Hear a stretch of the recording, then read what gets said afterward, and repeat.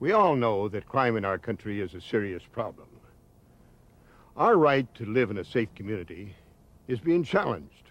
Just look at the facts. Criminals are moving into areas we once considered safe. Carjackings have become so common that many people won't even drive alone. Many of our parks have become so overrun with gangs and drug dealers that our families and friends are afraid to go on picnics or outings. We even encourage our children to walk around in groups to reduce the chance of being kidnapped or molested. Some crimes have become so commonplace that many people don't bother to take the time to report them.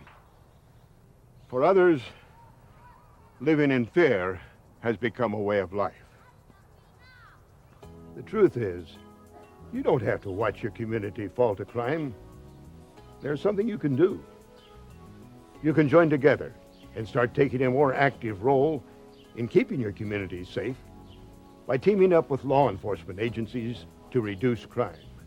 In fact, in communities that participate in community policing, illegal activities have been reduced as much as 80%. Now that's some reduction. And when you work together to reduce crime, you begin to feel good about yourself because you know you are doing what is right for your family, your neighbors, and your community.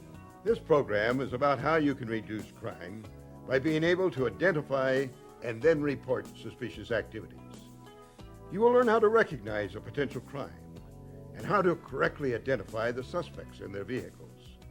And we'll take you behind the scenes to a 911 switchboard where you will see how your call is dispatched. Now, let's get started by showing you how you can recognize suspicious activity. Since most criminals look for easy targets, they will often spend time checking out a home, business, or neighborhood, looking for the right opportunity. Some crimes are planned, and others require setup or preparation time. By staying alert and knowing what to look for, you can prevent crime before it happens. The following 3 situations show suspicious activities that may lead to some type of crime. It's not uncommon for criminals to pretend they are doing work around a home that they know will be unoccupied. This gives them a chance to check for locks, alarms, and valuable contents. Then, at a more convenient time, they may return to do the burglary, or they may be acting as a lookout for someone inside who's stealing property. If you suspect that the lawn doesn't need cutting, or you know your neighbor cuts his own grass, or if the individual doesn't look like they quite know what they're doing, then this should be reported.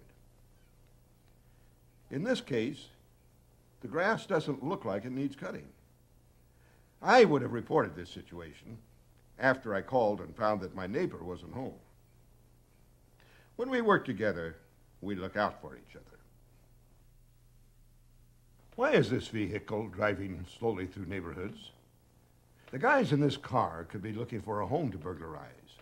Or they could be looking for anything that may be easy to steal, such as lawnmowers or bicycles.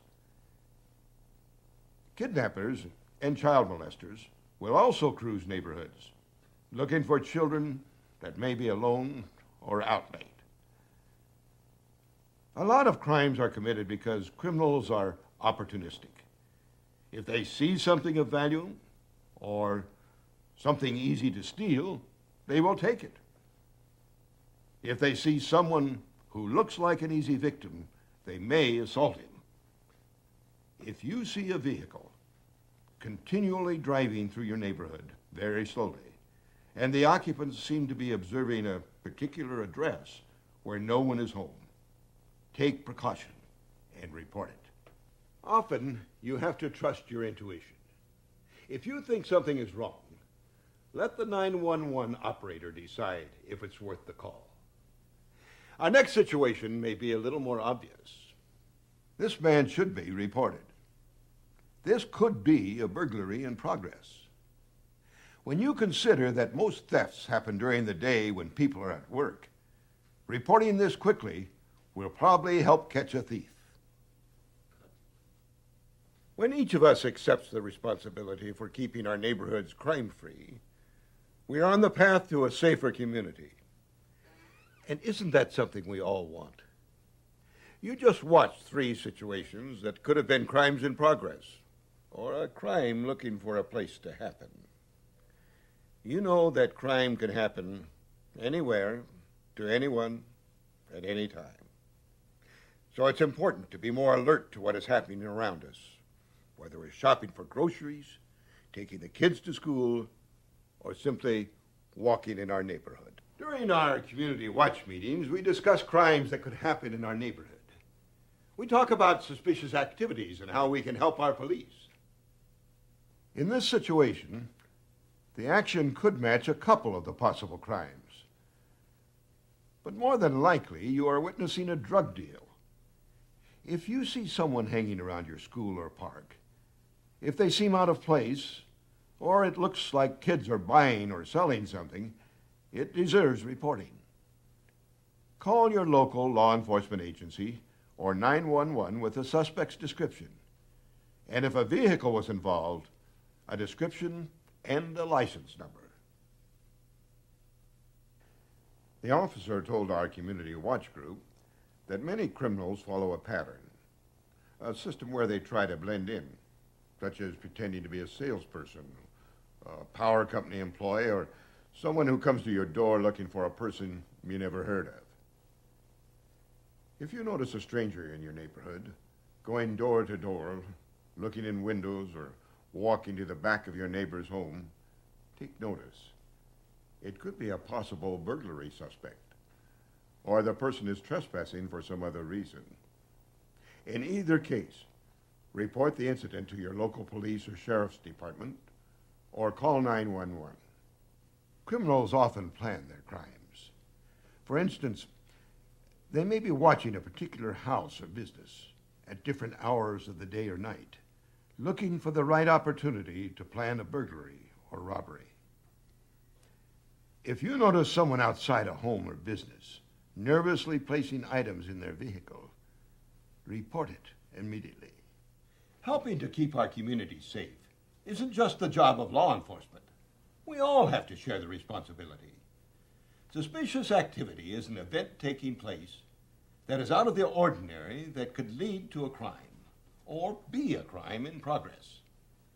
Getting to know your neighbors through a community watch meeting will help in identifying and reporting suspicious activities. You'll not only get to know your neighbor better, you'll also know when your neighbor is on vacation or at work, and who belongs there and who doesn't. Do you have a description of the vehicle by any chance? Nora Edwards Frank, 658. Behind me is a 911 dispatch center. When you dial 911, this is where your call is taken. When you call in a report, be sure to state clearly the kind of assistance you need, because there are 3 types of emergency: police, fire, and medical. The operator will decide where to place your call. Be sure to stay on the phone and answer all questions. Don't hang up until the dispatcher tells you to, and try to remain calm and speak clearly. Mercy 2, code 3 to Ellen Avenue. The dispatcher may ask your name, address, and phone number. Responding quickly and accurately is important. A lot of arrests are made because of the information citizens provide. That's why it's important to immediately report suspicious activities. By the way, if you're calling 911 from a payphone, just dial. With many phone companies, there's no charge for an emergency call. So far, you have witnessed several types of suspicious activities and learned how to report them. Now, let's talk about how you can provide an accurate description. Let's imagine you're a deputy sheriff in your patrol car. A call comes in that a blue 4-door station wagon was just involved in a robbery and is heading south on Main Street. You see a blue 4-door station wagon heading south on Main in a hurry. You know this car is a good candidate for your suspect, and you take off in pursuit. But what if you were told that there were 2 suspects in the car?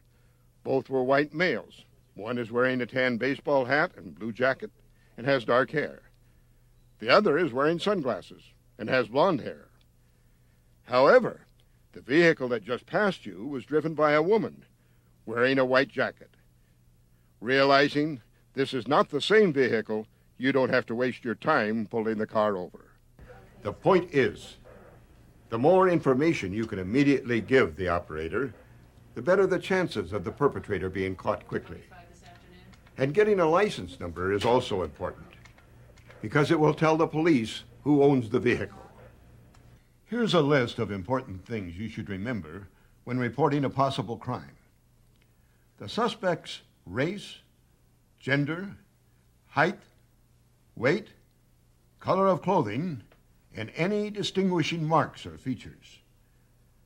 The vehicle's color, model, make, license number, direction of travel, and distinguishing marks or features.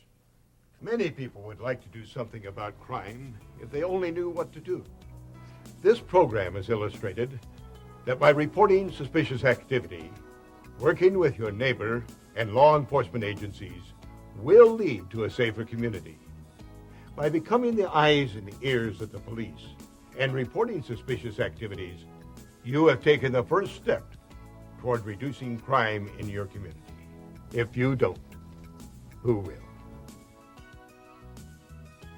When we receive a 911 call, the call taker takes the call, gets the information, important information, where the problem's occurring, what the problem is, and who the person is that's calling or that is having this problem. The call taker then gives that information to either the law enforcement dispatcher or the dispatcher who is dispatching medical rescue or fire.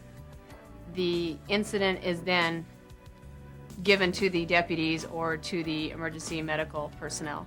When we receive a suspicious 911 call, we like to get further information on the suspicious subjects, a description of the subjects, if there's a vehicle involved, the type of vehicle, the color, the license plate is very important if they can provide that, the direction of travel of the subjects, and how long they've been in the area and the type of situation that you're viewing.